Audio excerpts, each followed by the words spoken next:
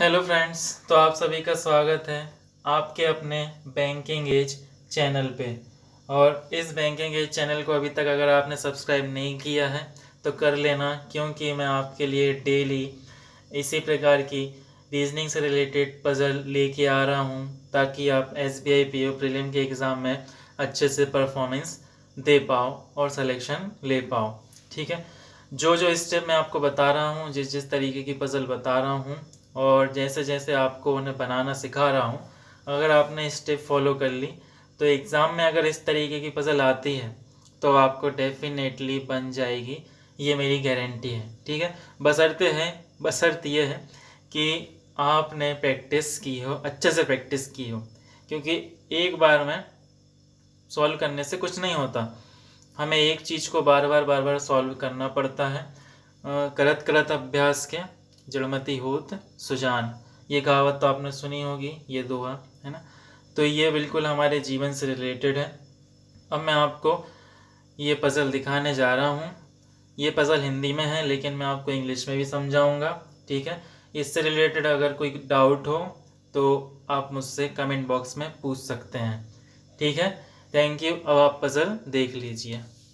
तो पज़ल कुछ ऐसी है, आराम से देख लीजिए। आपसे बन रही है तो वेल एंड गुड, बना के देख लीजिए वीडियो को पॉज करके। और अगर नहीं बन रही है तो फिर मैं आपको बताऊंगा।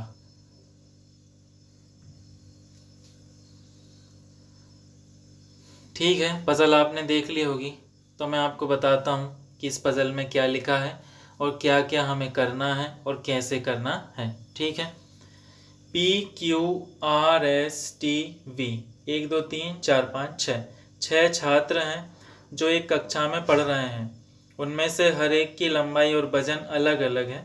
जो सबसे लंबा है वह सबसे भारी नहीं है। अभी तक आपको दो चीज़ समझ में आ गई होगी कि इसमें लंबाई और वजन, दो चीज़ वो बोल रहा है। इसके हिसाब से हमें इन पूरे 6 स्टूडेंट को PQRSTV, इन सभी 6 स्टूडेंट को लंबाई, लेंथ और वेट के हिसाब से जमाना है। तो मैं आपको बताता हूँ कैसे बनाएंगे हम इसे। हम यहाँ लिख लेते हैं लेंथ और यहाँ लिख लेते हैं वेट। ठीक, कितने स्टूडेंट हैं? 6। तो हम 6 बॉक्स बना लेते हैं, 1 2 3 4 5 6। ठीक है, अब ये बोल रहा है यहाँ से पज़ल स्टार्ट है। हम पज़ल देखते हैं और बनाना शुरू करते हैं। टी केवल पी से लंबा है। टी जो है वो केवल पी से लंबा है, तो मैं इसको लेंथ में डाल दे रहा हूँ। इतनी बात समझ में आ गई। लेकिन आर से हल्का है। टी आर से हल्का है। टी किससे हल्का है? आर से।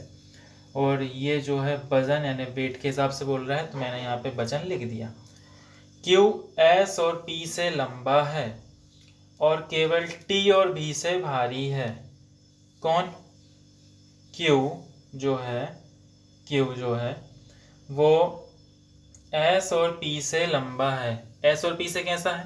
लंबा है। लिख लेता हूँ, एस और पी से लंबा है क्यू। तो किस में लंबा है? ये लंबा मतलब कि लंबाई, ये जो ऑर्डर अपन ने जमाया है ये लंबाई के अकॉर्डिंग जमाया है। ठीक है, और केवल टी और भी से भारी है। तो क्यू जो है वो केवल टी और भी से भारी है। अच्छा, तो टी और भी से भारी कैसे होगा? ये टी और भी से भारी कैसे होगा? पजल में कुछ मिसप्रिंट है आई थिंक, क्योंकि केवल टी और भी से भारी हो ही नहीं सकता। वो टी यहाँ आएगा और भी अगर यहाँ आएगा तो यहाँ क्यों आना चाहिए, लेकिन यहाँ तो पी लिखा है, तो इस भी को आप पी कर लेना। क्या कर लेना? पी कर लेना। ठीक है, अब हम देखते हैं।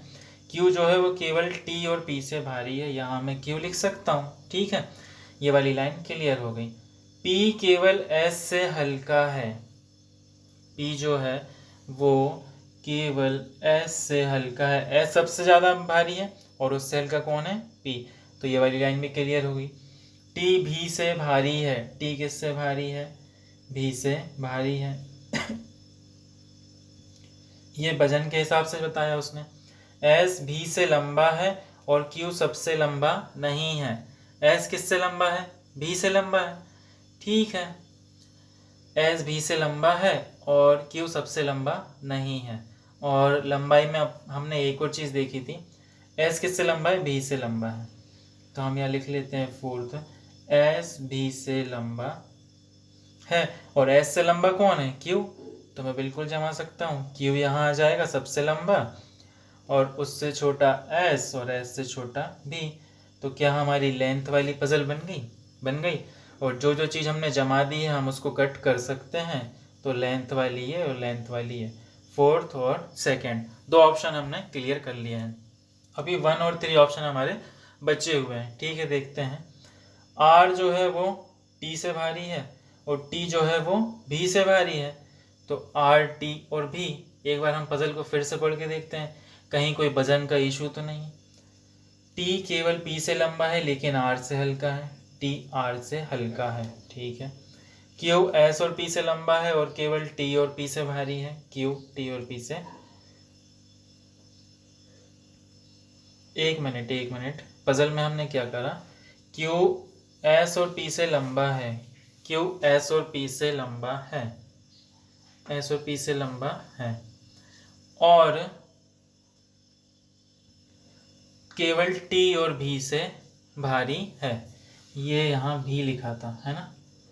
तो मैंने गलती से उसको भारी मतलब वजन की जगह लंबाई समझ लिया, तो यहाँ पे गलती हो गई। यहाँ Q नहीं आएगा। ठीक है, यहाँ Q नहीं आएगा। अभी उसने बोला है Q केवल T और B से भारी है। T और B से भारी है और T भी से भारी है। T भी से भारी है और Q इससे भारी है। ठीक है, अब P Q R S T V, तो P Q R बचा था S T V।